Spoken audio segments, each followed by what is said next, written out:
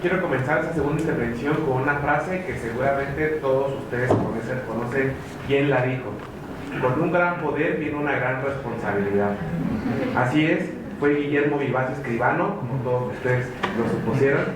Este autor nos habla de la importancia que tiene el poder mediático, que todo este poder debe asumir cierta responsabilidad social. El problema de todo esto es que cuando materializamos todo este aparato de redes sociales, medios de comunicación y lo aterrizamos a la sociedad, pues nos damos cuenta que en la realidad no es así. ¿Cuántos de ustedes no han escuchado replicada la noticia de que si se acercan a una antena 5G, probablemente les van a robar sus datos o probablemente van a tener alguna enfermedad, alguna otra situación?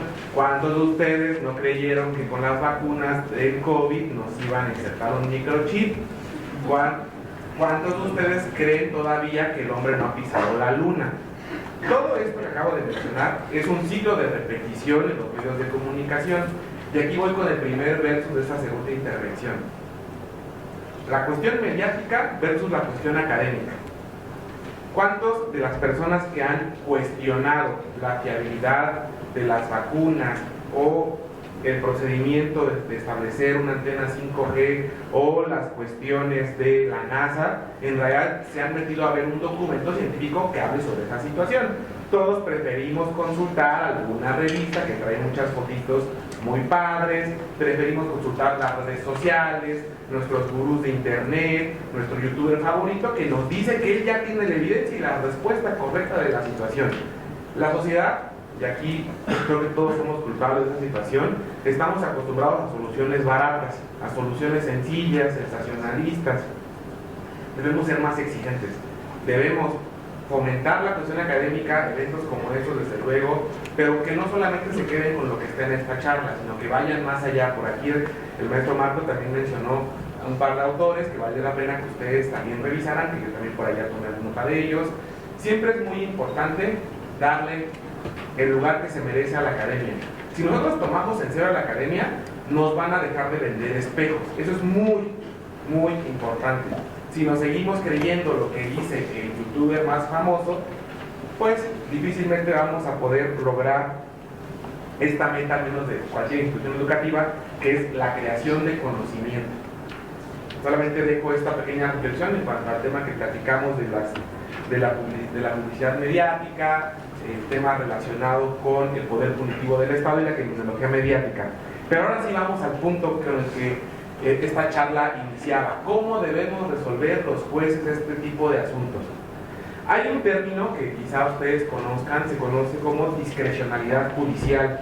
No voy a aventarme ahorita 20 minutos hablando de la discrecionalidad judicial, pero ustedes pueden encontrar una definición muy sencilla en el texto de Aaron Barak.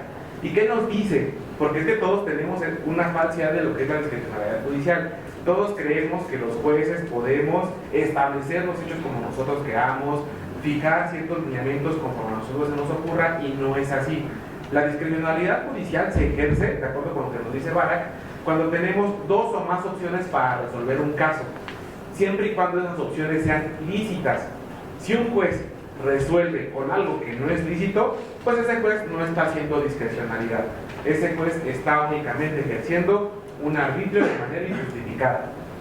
Los jueces en todos los asuntos tenemos que movernos siempre dentro del terreno de la legalidad. Y cuando hablamos dentro del terreno de la legalidad, ¿eso que implica como primera condición? Los jueces debemos dejarnos de ver como verdugos. Los jueces no son los que van a materializar la ira pública. Cuando pasaban estos linchamientos públicos, cuando pasamos de este suplicio que nos explicaba Michel Foucault, en donde todas las personas les encantaba ver la guillotina, les encantaba ver los suplicios, les encantaba ver los desmembramientos en la vía pública, y vámonos más atrás, ¿no? Las batallas con leones. Si los jueces en realidad fuéramos las personas que van a descargar la ira pública, les garantizo que nuestra función no serviría, porque en realidad nosotros seríamos meros ejecutores.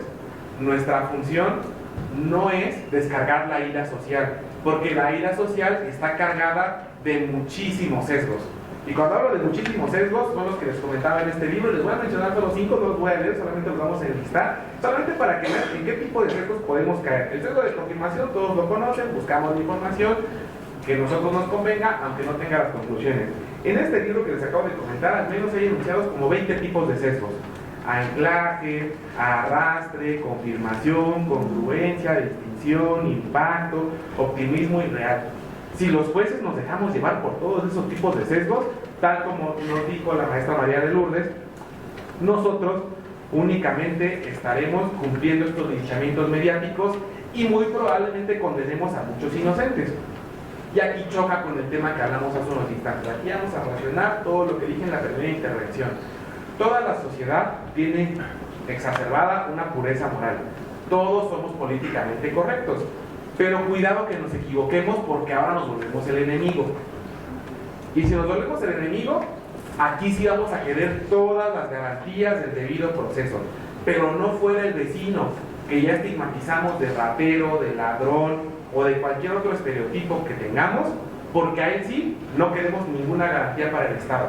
Si nosotros vemos en las noticias que se liberó a una persona porque no se cumplió el debido proceso, ¿qué hacemos de inmediato como sociedad? Satanizamos el debido proceso. Es que cómo es posible, el debido proceso a la postre conlleva impunidad. Pero cuidado porque no seamos ninguno de nosotros. Porque si somos alguno de nosotros, les apuesto a que van a querer presunción de inocencia en su vertiente de regla de trato.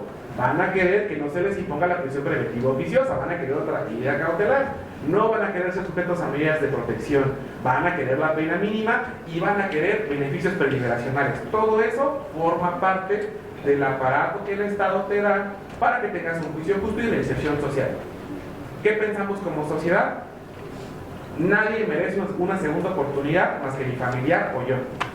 Al que vemos en la televisión, y de nuevo es un tema en el que insisto mucho a veces, todos creemos que César el Lombroso está superado, y sí, médicamente sí, pero en el ámbito social todavía creemos que por cómo una persona tiene ciertos rasgos seguramente es delincuente. Y ya no digamos rasgos, nombres.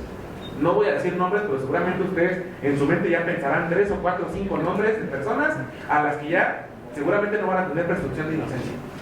No diré quiénes, ustedes saben qué nombres son. Pero así funciona lamentablemente nuestra sociedad. Queremos linchamientos para esas personas, penas máximas. Y si no se le impone la pena máxima, primer sinónimo, y aquí ya van inmersas las redes sociales están plagadas de textos de corrupción, de textos en donde el sistema no sirve, de textos en donde se urgen ciertas reformas que, ojo, cuidado con querer tipos de reformas en las que entreguemos nuestras libertades. Hay una fórmula que establece Zavaroni en la cuestión criminal: a mayor seguridad, menor libertad. Una sociedad cargada de seguridad es una sociedad en la que probablemente ninguno de nosotros tengamos las libertades que hoy tenemos. Cuidado con eso. Y aquí les doy un pequeño consejo: no compren la Constitución en estos momentos, porque ya ven que se va reformando cada 5 minutos. Tengan la digital, muchachos, porque de esa manera la van a tener siempre actualizada. Si la compran ahorita, aquí abajito en Porruga, probablemente ya estemos como unas 4 semanas atrasados y tendrán que ponerle muchos post-its. Entonces no entreguemos nuestras libertades de esa manera. Vamos al papel de los jueces en este tipo de asuntos. En el contexto actual, tal como nos dice la maestra María de Lourdes, los jueces están en una difícil situación. Si un juez resuelve a favor de las mayorías, es muy probable que en ese asunto se vulneren muchos derechos. ¿Por qué? Porque tal como nos dijo William Kerry, tal como nos dice Antonio Garrigues, tal como nos dice Guillermo Vivaz, la sociedad tiene el deseo de sangre. Y a través de ese deseo de sangre estamos privando de derechos a muchísimas personas. Un juez no puede ser más que un catalizador de la ira de la sociedad. Mi trabajo como juzgador tiene que centrarse principalmente en contener esa ira social para que así a la persona más odiada del país tenga un juicio justo, sea quien sea, sea del color que sea de la ideología religiosa que sea, de cualquier rubro. Tiene que tratarse igual. Si a una persona le inaplico la prisión preventiva oficiosa, la tengo que inaplicar a todos. No vale que diga, ay, para el proceso de secuestro inaplico la prisión preventiva oficiosa y para el asunto de deportación no. ¿Por qué? Porque en ese momento estás incumpliendo el mandato que te dice el artículo 1 constitucional, el principio de igualdad. El papel de los jueces tiene que ser siempre dentro del límite de la ley, desde luego, y cuando se ve ejercer la discrecionalidad judicial tiene que justificarse. Un juez que prometa, y aquí voy con un discurso que se ha escuchado, un juez que prometa cero impunidad, no me contesten, ustedes piensen internamente cuántas sentencias absolutorias va a tener. Un juez que les diga cero impunidad, o un juez que diga yo voy a ser el más garante de todos los derechos y digan a cuántos criminales no van a liberar. Las promesas en la función jurisdiccional no funcionan. Tiene que ser conocimiento de causa, conocimiento del asunto, conocimiento de los principios constitucionales, conocimiento de los precedentes. Por aquí el maestro me comentaba que da control de convencionalidad. Mucho ojo en esos temas de teoría del precedente. Los jueces tienen que conocerlos. Tienen que conocer convenciones, tienen que conocer tratados, tienen que conocer sentencias de la Corte Interamericana y tienen que saber qué parte del precedente es la aplicable, porque de esa manera funciona el aparato judicial como debería funcionar. Si un juez piensa, perdóname la expresión, si un juez piensa con el hígado o piensa con el estómago, ese no va a ser un buen juez. Tal como nos dice Barak en este libro de proporcionalidad o en el libro de discrecionalidad judicial, la función de un juez tiene que ser a veces en contra de las mayorías, que también hay que distinguir, o sea, no una minoría privilegiada, desde luego que no. Tiene que ser la protección de las minorías que no son privilegiadas y las minorías que han sufrido afectación a sus derechos fundamentales. ¿Cómo se va a solucionar todo eso? Haciendo todo bien las cosas. Si no hacemos bien las cosas, por más que haya reformas, por más que cambien el texto de la Constitución, si nosotros como operadores jurídicos no cambiamos nuestra manera de operar, así hagan la mejor reforma diseñada, no se va a materializar. Así tengan la reforma más sofisticada, siempre va a haber alguien que quiera burlar el sistema, siempre va a haber alguien que quiera aprovecharse de ese sistema. Ustedes como estudiantes, la mayoría de aquí, y si hay profesores también, pues en nuestras manos como institución académica está el que las nuevas generaciones pues asuman esa responsabilidad social que otras generaciones no hicieron. Que no basta y que no esté en nuestra mente que a través de reformas va a cambiar la situación del país y que vamos a poder combatir la criminología mediática y que vamos a poder combatir los sesgos de información, porque eso no está en nuestras manos. Las redes sociales, como les comentaba, tienen un efecto que le llaman efecto centrifugado, de polarización. Arroja a todos a polos opuestos. Nos encanta hablar siempre, tú eres de izquierda y tú eres de derecha, y todo englobado en un paquete ideológico. Pero porque una persona no puede tener un pensamiento de izquierda para una cosa y el de derecha para otra. No permitan, y eso es un consejo, no permitan ser categorizados. Sean libres, cuestionen, siempre cuestionen a quien sea, al profesor, al ponente, al propio autor del libro, indaguen. Porque de esa manera ustedes no van a ser englobados en lo que buscan las redes sociales, en los paquetes ideológicos. De esa manera ustedes no van a buscar los linchamientos mediáticos, van a tener una opinión más neutra y además respaldada en evidencia científica y en evidencia bibliográfica. El papel de los jueces no tiene que ser más que eso. Tenemos que evitar que la furia social caiga en las manos de una persona.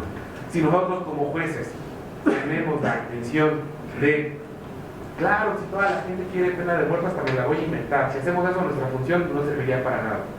Mi función es que esa persona tenga un juicio justo, porque en realidad ustedes, los que conocen el sistema penal acusatorio, saben que el principio acusatorio implica eso, la división de funciones.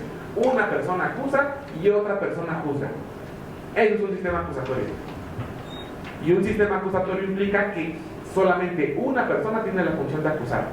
Mi papel como juez no es tener un hacha para decir, es cierto, como ese famoso meme donde la persona únicamente está sellando condenas. No funciona así. Nuestro papel tiene que ser consciente. Cada persona no es un número, cada persona es un ser humano que quizás sea víctima del Estado o quizás sea víctima de alguna violación de sus derechos fundamentales. Yo los invito a que cuestionen todas aquellas soluciones sencillas que cualquier persona les prometa, que crean que con una reforma van a cambiar la situación, cualquier tipo de reforma. Yo invito a que siempre apostemos a dos situaciones que las personas que han estado en clases conmigo lo saben: política de prevención, siempre política de prevención. ¿Cuesta más dinero darle educación a un niño? Sí, cuesta muchísimo dinero. Y educación de calidad no se diga. De nada sirve que yo ponga 3,000 escuelas en una localidad si ninguno de los maestros sabe leer. Las políticas de prevención cuestan muchísimo dinero, y aquí está el más claro ejemplo. Yo puedo poner 30 escuelas como servidor público, y si las escuelas, los profesores ni siquiera tienen la primaria terminada, entonces no es una solución. ¿Eso qué significa? Que si las personas no cambian a pesar de la mejor reforma, entonces el sistema no va a funcionar. Y lo mismo con lo que pase o está pasando en nuestro país en temas de política criminal, seguridad social, cuestión judicial. De nada sirve que se ponga una reforma si no atendemos las causas. De nada sirve que tenga 30 universidades si al terminar o egresar a la universidad todos estarán desempleados. Hay que siempre abarcar el problema en su integridad. Y en el ámbito penal, los invito siempre a la justicia restaurativa. Sé que a los abogados, todos los que estudiaron, les dijeron: oye, es que tú vas a estudiar Derecho porque eres muy bueno peleando, eres muy bueno discutiendo. Así nos dijeron, a mí me decían eso. Pero tenemos que cambiarnos esa idea.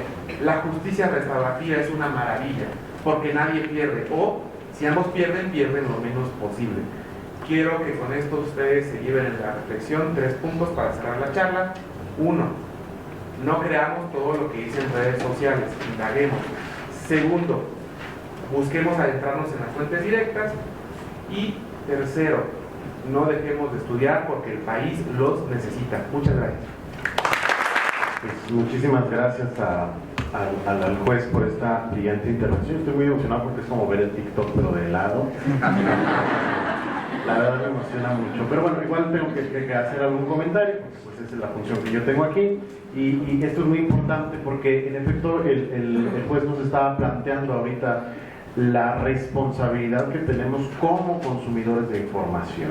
El derecho a la libertad de expresión es bastante ingenuo porque parte de la idea de que todo contenido se puede dar a conocer porque las personas tienen derecho a saberlo, a discernirlo y a discriminarlo.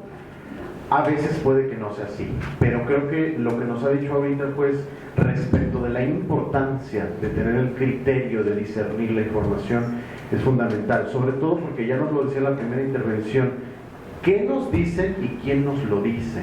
Hay un libro muy interesante que les recomiendo leer, que se llama El capitalismo de la vigilancia, de Shoshana Zuboff, y que precisamente nos habla de cómo, sobre todo Google, hace una especie de reciclado de los datos que nosotros consideramos que no son importantes y luego los vende, no los utiliza, los vende para generar este algoritmo. Entonces, el capitalismo como un sistema que busca ganar dinero desde nuestro dolor, porque cuando ustedes se graban llorando en TikTok por su ex, eso luego lo vende TikTok a alguien para decirles toma terapia, ¿no? Entonces, esto es muy importante porque el capitalismo siempre gana. Ustedes no, pero el capitalismo siempre va a ganar. Entonces, ¿qué información estamos recibiendo? ¿Por qué? ¿Y quién quiere que la tengamos? ¿Qué grupos de poder quieren que la tengamos? Por eso entender al Poder Judicial con esta visión que alguien ha llamado contramayoritaria. A mí no necesariamente me encanta entender al Poder Judicial contramayoritario porque es ir contra una minoría. Pero vamos a pensar, la mayoría de las decisiones de la Corte en materia de género fueron contramayoritarias y las mujeres no son una minoría estadística, son lo que han llamado una minoría respecto de su posición de poder, pero estadística no son.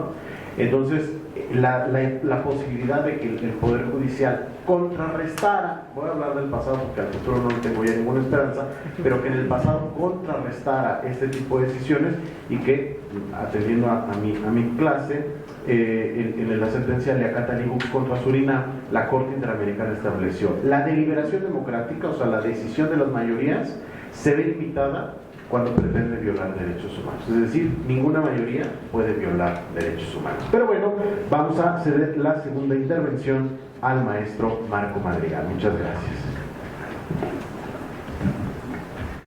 Bueno, como es la segunda y última intervención que tendremos, trataré de irme un poquito rápido para abarcar algo que es muy importante, porque me surgieron varias ideas. Siempre he comentado justo que no debemos creer nada a nadie, siempre se debe de hacer un ejercicio popperiano para refutar y irnos a las fuentes más cercanas al hecho o a la idea para tener siempre un conocimiento más pleno. Pero también estoy convencido que está en tarea de todos los operadores jurídicos y judiciales el tratar de acercarnos a esa legislación que se hizo con una idea pero que no la sentimos. Me queda claro que la libertad de expresión hoy en día está, vaya, en su máximo esplendor. Un poder solamente puede ser combatido a través de otro poder, o un derecho puede ser combatido a través de otro derecho, es decir, encuentran sus límites. Decía hace un momento, cuando se aterriza esta violación a la dignidad a través de una afectación de daño moral con motivo de la libertad de expresión, encontramos un cobijo en el derecho civil a través de las acciones respectivas, ya sea de daño moral o responsabilidad objetiva o subjetiva extracontractual. Pero no se siente. Te llevas 3, 4 años de juicio, no ganas nada y al final se sigue hablando de ti en medios durante esos 3 o 4 años, y si pierdes se va a quedar ahí la información. Entonces necesitamos algo más cercano. Tenemos nosotros la necesidad de acercarnos. La ley de acceso a las mujeres, hablando ahorita del tema mujeres, están cercanos, la ley de acceso a las mujeres a vivir una vida libre de violencia, la general de la Ciudad de México, prácticamente se había quedado en letra muerta. Explico por qué. Para que pudiéramos tener acceso a las medidas de protección que establece dicha ley, se presentan a formular su denuncia, les asignan un abogado victimario, asesor jurídico, e inmediatamente por pretender hacer la menor labor, presentan su denuncia, platican con el Ministerio Público y le dicen: dale las medidas de protección que no necesitan audiencia de compra. ¿Cuáles? Las que no sirven. ¿Por qué? Porque no quieren generar audiencia, no tienen que ir a la audiencia, no tienen que estar con la revisión trimestral de dichas medidas, en fin. Y entonces las mujeres creen que esa ley de acceso no sirvió, cuando realmente los operadores jurídicos somos los que no estamos sirviendo. El artículo 63 de esta ley establece, a mí me parece maravillosa, la fracción 16, que dice: todas aquellas medidas que sean necesarias y pertinentes para poder contener la violencia que se esté aquejando la parte víctima, ¿no? De tal manera que cuando nos vemos en la necesidad de defender los derechos de una mujer, comenzamos a buscar en el despacho la forma de tener que defender esos derechos, y además contra gigantes de la comunicación. Entonces vemos, por un lado, la libertad de expresión protegida por canales fuertes, por revistas fuertes, por patrocinadores fuertes, por cadenas televisivas que, además de tener la cadena televisiva, tienen hospitales, tienen otras cosas. O sea, son poderes fácticos. Y nosotros lo único que tenemos es el derecho de la mujer del otro lado, a no seguir siendo violentada, a que en medios no se esté hablando de ella, de sus hijos, de su familia, etcétera, etcétera. Entonces, buscamos que se aplicara la fracción 16 de ese monopolio, ojo, de ese monopolio que tenían ya los ministerios públicos con los asesores jurídicos y los abogados victimales, de únicamente conceder las medidas de no te acerques, no le grites, no le digas, que de nada sirven para estos temas. Y aunque no esté contemplada específicamente, de la fracción 16 se desprende la posibilidad de aplicarlo. Entonces, solicitamos, con base en esta fracción, que bajaran notas, que bajaran publicaciones, que bajaran, ojo, de la tele, de plataformas, de redes, de todos lados, es más, que destruyeran la información. Me pareció grandioso cuando se abrió la puerta y se comenzaron a generar estas medidas. No, hombre, en las audiencias hubieran visto, casi se nos ponen a llorar. ¿Cómo es posible la libertad de expresión? Somos unos periodistas de trayectoria. Sí, pero tu libertad de expresión tiene un límite. Ahorita hay una violencia y además hacia otro poder también ahorita muy encumbrado. La violencia hacia las mujeres, ¿no?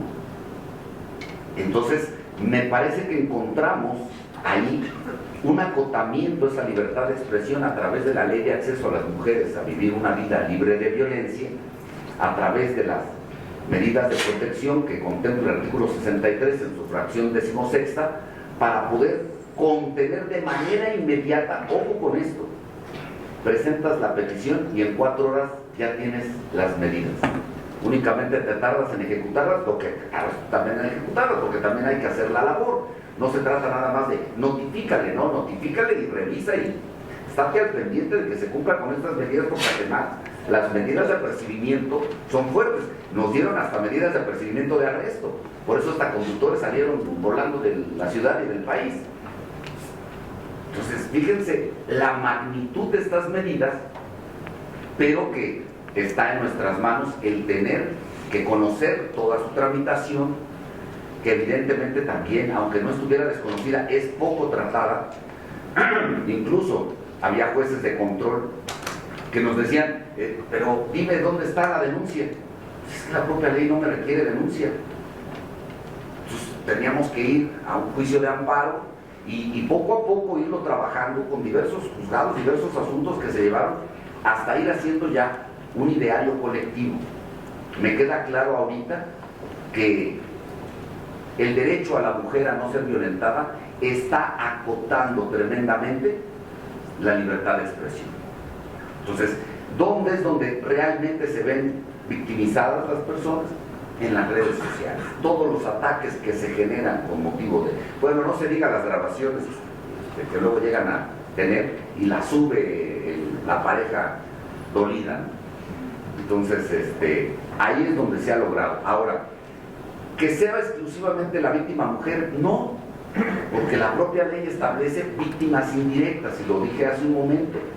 La afectación no solamente es hacia el hombre, también la mujer puede resentir ese daño e ir justo a esa ley de acceso, acudir a esa ley de acceso para conseguir la protección de sus derechos. Entonces necesitamos presentar esas medidas de protección, necesitamos darle trámite, en 4 horas se tiene que determinar, nos notifican de inmediato y es una solución que nos garantiza eficaz y eficientemente la protección de los derechos que se tiene contra la libertad de expresión que haya sido mal usada en menoscabo de la dignidad humana. Y digo de la dignidad humana porque, repito, no solamente es que afecte a la mujer, puede afectar a los hijos, a los familiares, a los cónyuges, en fin. Se ha logrado. Entonces, ¿cuál es el problema? El problema es, por un lado, el Ministerio Público que quiere trabajar poco. Y entonces dicta las medidas también, en lugar de aplicar la ley de acceso, tú nada más ves que dice medidas de protección y no te das cuenta que en realidad te la está aplicando con base en el Código Nacional, que son menores. Entonces hay que tener mucho cuidado que no te aplique el Código Nacional, que las aplique con base en la ley de acceso, que es diferente la tramitación y el alcance, ¿no? Por otro lado, tenemos a los abogados victimales, a los asesores jurídicos, que a veces es mejor que se defiendan solas. De verdad, porque además, algo muy importante, tal vez un trámite que no se lleva a cabo, que no están tan de acuerdo en llevarlo a cabo, que lo desconocen. Entonces, al desconocerlo, llegan a las audiencias y no saben ni qué decir. Eso aunado a que tampoco se empapan del asunto, ¿no? Entonces quieren trabajar lo menos y corresponde a los asesores jurídicos privados el llevar a cabo esa tramitación. Entonces sí tenemos una gran labor. También los jueces de control en muchas ocasiones, dadas las cargas de trabajo que tienen, ¿no?, buscan concederte alguna, aunque las hayas peticionado, te buscan dar las menores para no generar audiencia y las otras te las niegan.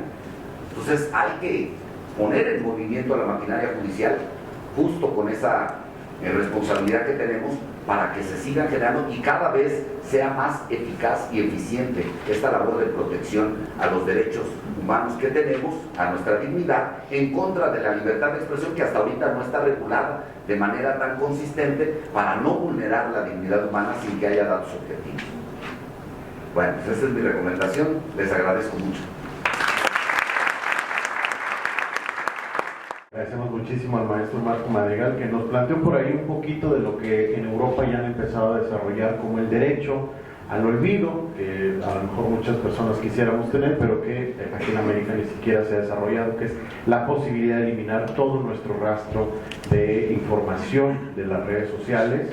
Y sobre todo otro elemento muy importante que aquí, sobre todo en un análisis de desigualdades, que es cómo a veces las instituciones o la libertad de expresión sirven para perseguir a las víctimas. Recientemente, en muchos casos, incluso tuvieron que destituir al fiscal encargado de niñas, niños y adolescentes de la Ciudad de México por persecución a víctimas que habían denunciado abusos sexuales. A mí mismo una vez me persiguió la fiscalía por haber denunciado. Me persiguió la fiscalía por haber denunciado una red de abusos sexuales dentro de la iglesia y que me denuncian por discriminación. Yo era estudiante en ese entonces, ¿no? La iglesia católica se le da mucho eso de tramitar denuncias por discriminación contra la gente, como contra el pintor. Pero imagínense, en aquel entonces, pues yo tenía 21 años, una cosa que estudié, era profesor de la Facultad de Derecho, y nadie me ofreció una tarjetita. El único abogado que conseguí me cobraba 80,000 pesos por acompañarme a comparecer ante el Ministerio Público. Entonces, la libertad de expresión a veces puede encontrar ese tipo de restricciones. A mí me tocó, ahora me parece divertido, pero fueron los peores meses de mi vida. Pero es muy importante. Y aquí un consejo desde los derechos humanos: no se puede imputar a alguien por discriminación cuando se encuentra en una situación de vulnerabilidad y que la carpeta de investigación es resultado de su situación de vulnerabilidad. Ustedes lo saben, la perspectiva de género no es darle la razón a las mujeres, hacer el análisis de desigualdad de condiciones sociales. Entonces, en ese caso, me parece muy importante lo que abonó ahorita el maestro Marco Madrigal. Y con esto pasamos a la última intervención de la maestra Lourdes Ojeda. Gracias, maestra.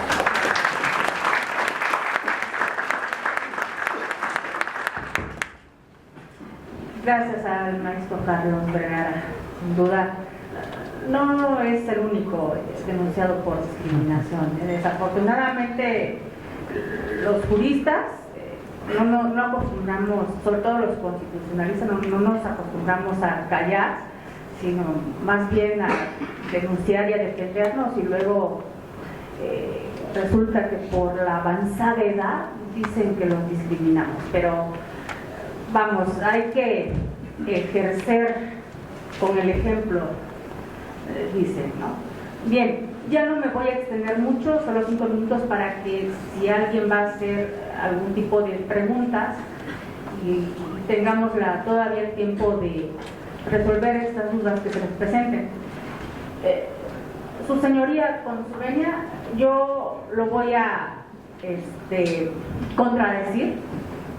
Yo sé que a los jueces se les carga mucho trabajo por las reformas constantes que se hacen en este país, pero en el caso de la criminalización hacia los imputados, hacia las mismas víctimas y muy posiblemente con el nuevo sistema de jueces que vamos a tener, se va a criminalizar en redes sociales ahora a los jueces, y es algo muy delicado, muy grave, porque vamos a tener o van a tener el acceso las redes sociales hacia las fotografías de los jueces, y no me quiero imaginar el linchamiento que van a tener estos próximos jueces, dado caso de que se toquen temas sensibles y temas grupalmente o socialmente hablando que impacten de manera viral en las redes sociales.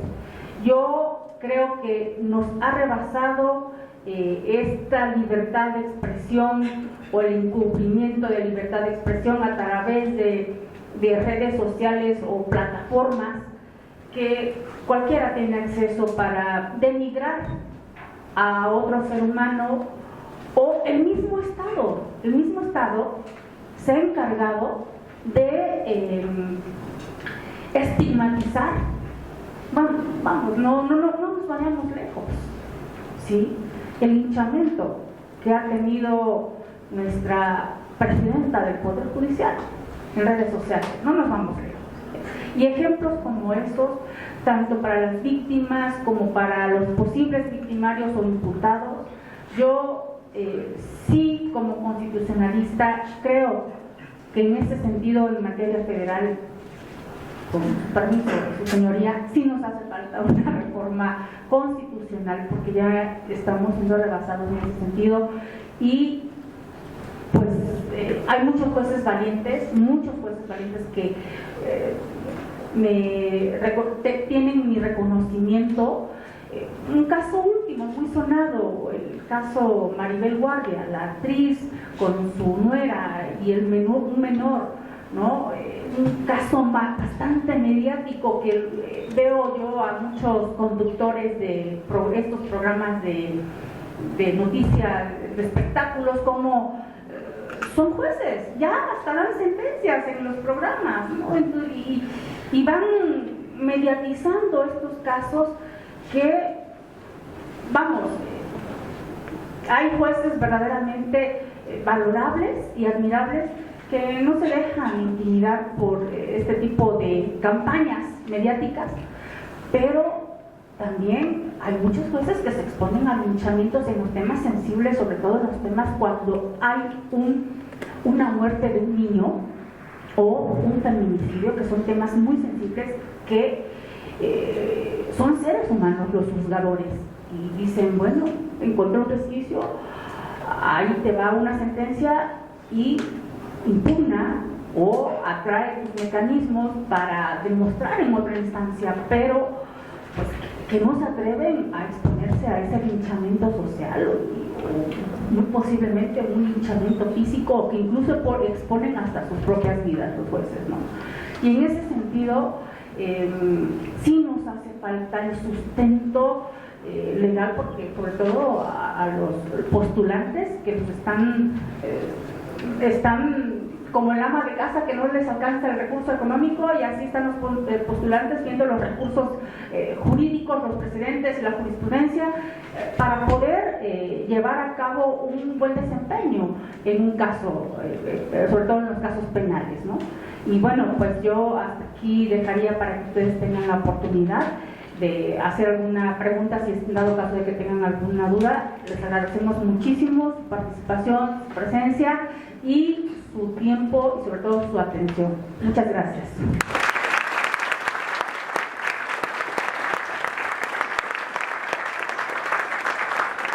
¿Quisiera preguntar algo? Bueno, mi pregunta es orientada para el juez. Pues sabemos que la carrera judicial es sumamente compleja y que requiere de mucha expertise, mucha experiencia para formar juzgadores capaces. En este caso, quería preguntarle desde su perspectiva, o sea, escuchándolo nos damos cuenta que es un juzgador imparcial, que es capaz y que tiene una sensibilización evidente desde su experiencia. Mi pregunta es, ¿cómo usted ve el panorama con la nueva reforma constitucional que ahora pues propone jueces electos por voto popular? ¿Y qué nos espera a nosotros como pueblo? ¿O qué mecanismos tendríamos para exigir un juzgador imparcial cuando realmente podemos toparnos con un juzgador que esté pues bateando desde el lado del partido que lo puso ahí? ¿Alguien tiene alguna más pregunta para el juez? Sí, yo me pregunto si aplicar los principios constitucionales y de legalidad en general puede evitar la materialización de la ira pública y también dirigida hacia el juez. ¿Cómo usted pondera entre el linchamiento público y la satisfacción social? ¿Alguien más? Sí. Mi pregunta es un poco más personal, es como usted se va a tener que si pueda llegar a sentir, no sé, muy afectado con esta nueva reforma, o cree que va a poder seguir siendo el mismo juez, juzgador, imparcial de esta... Tiene derecho a no contestar.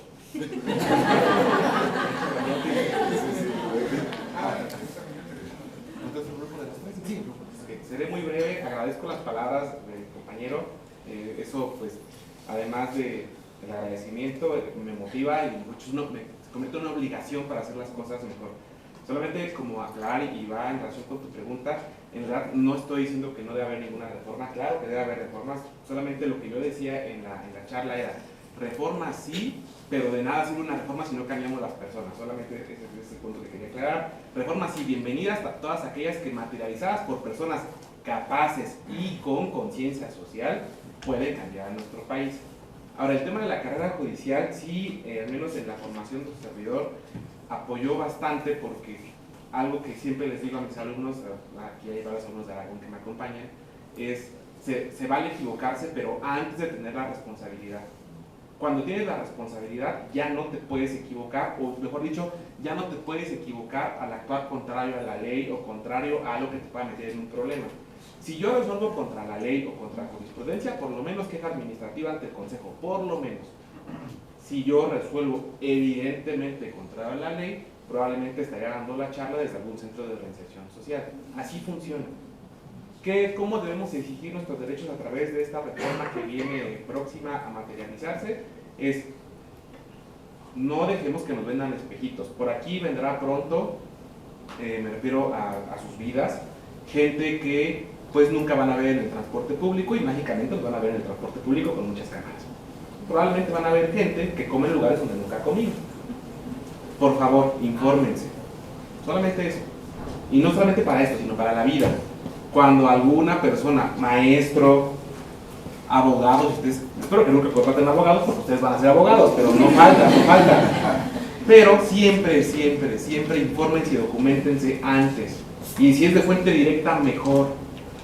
Si ustedes desde este momento se dejan llevar por alguien que les habla bonito, que no es un tema de la criminología mediática, siempre un líder en algún lugar es el que habla mejor. Hay personas, y estoy seguro que ustedes tienen compañeros, los que son estudiantes muy capaces, pero que en la carrera profesional no llegan a destacar. ¿Por qué? Porque siempre se busca a alguien que comunique bien. Para el caso de qué depara para mí, qué satisfacción tengo ante la criminología mediática, a mí me encanta en cada juicio, tengo un sentimiento bipolar, le llamo siempre. A alguien lamentablemente le cambio la vida para mal, pero siempre prefiero quedarme con la sensación de que a alguien le cambié la vida porque ya puede dormir tranquilo. Si alguien por mi trabajo puede dormir tranquilo, yo ya con eso gané, con cambiar la vida a alguien. De eso se trata la función. Aprovechando ya para pasar con los compañeros, porque no le di lugar aquí a las personas que estaban en el live de TikTok, los que me están siguiendo, muchísimas gracias. Y pues también a ustedes les agradezco la invitación, les agradezco que estuvieran aquí, estoy muy contento de estar en la facultad. Si alguien por aquí, creo que varios de ustedes ya conocen mis redes sociales, de no conocerlas, pues por ahí les van a pasar a lo mejor un QR, porque si quieren seguir el canal que tenemos donde hablamos de este contenido accesible. ¿Por qué? Porque ustedes deben conocerlo, y ese contenido accesible, cuestionenlo, no es para que se quedan todos, tienen que documentarse y siempre tienen que leer. Me disculpa la demora.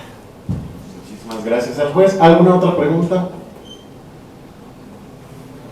¿No? Bien. Pues entonces no nos queda más que agradecer, por supuesto, a nombre de la doctora Sonia Venegas Álvarez y la secretaria general, la maestra Sara Mispalma, su asistencia a este foro tan trascendental.